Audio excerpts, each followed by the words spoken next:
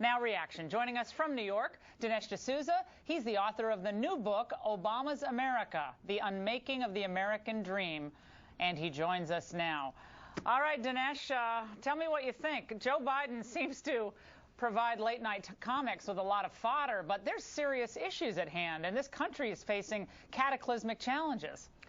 Well, I think Biden's distinguishing mark is kind of his sycophantic devotion to Obama. By the way, we feature Biden in my new film, 2016, and he basically accuses me of linking Barack Obama with his alcoholic father. And, of course, Barack Obama's father was an alcoholic. And he says, I'm also saying that Obama shares his father's anti-colonial dream. And, of course, Obama wrote the book Dreams from My Father. So Biden is, in his customary way, known for making a bit of a fool of himself.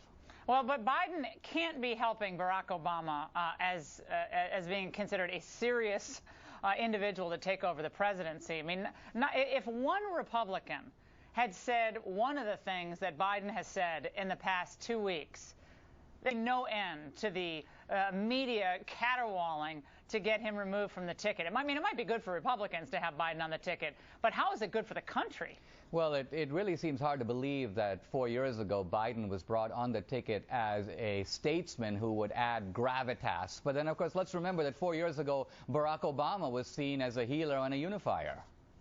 Well, that's true. And when you move on to Niall Ferguson's front page, cover story, Newsweek, it's, hit the road, Barack, where you go through all of the failed promises of this administration, one after the other, from his promise about dealing with the financial industry to his promise about jobs. I mean, on one to the next indicator, this man has failed, but he's a celebrity. He hangs around with Clooney and Anna Wintour and Sarah Jessica Parker, and apparently the cool factor he thinks is going to get him over the edge.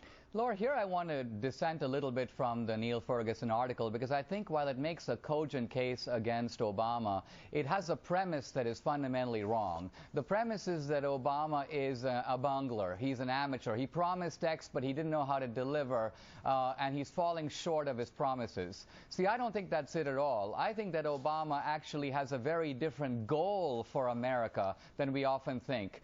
He wants to redistribute money away from America and toward the rest of the world. He wants to block oil drilling over here but promote it in other countries. He wants America to have a smaller footprint in the world, and specifically in the Middle East. So the point is, Obama is often portrayed as getting results opposite to what he intends, whereas in my view, he intends the results he's getting. So he's trying to tank the U.S. economy? Is that what you're saying? Well, he's trying to produce a massive shift of wealth away from the United States and toward the rest of the world. Now, this is not because he hates America or he's a traitor or any of that stuff. It's because he subscribes to an ideology that sees it as good for America to have a smaller economy, a more modest role in the world. So what you're saying is American families be damned then? So if the president sees people really suffering out there in the old Rust Belt, and people who are working 2 jobs, or they're underemployed, or they're just given up for work, looking for work at all, that he's not really concerned with that because he wants to remake everything in some new European image, so the people be damned? This is not about Europe. This is really about the world. And I think when most people look at Obama and they think of the 1%, the 99%, they think that Obama's talking only in America, whereas I think Obama's applying a global standard. So let's remember that even middle-class Americans, even poor Americans, are rich by world standards. And that's why I think Obama isn't particularly concerned if money is redistributed away from them and toward people in Rio de Janeiro and Mumbai. Dinesh D'Souza, we appreciate it. And up next, 2 Democrats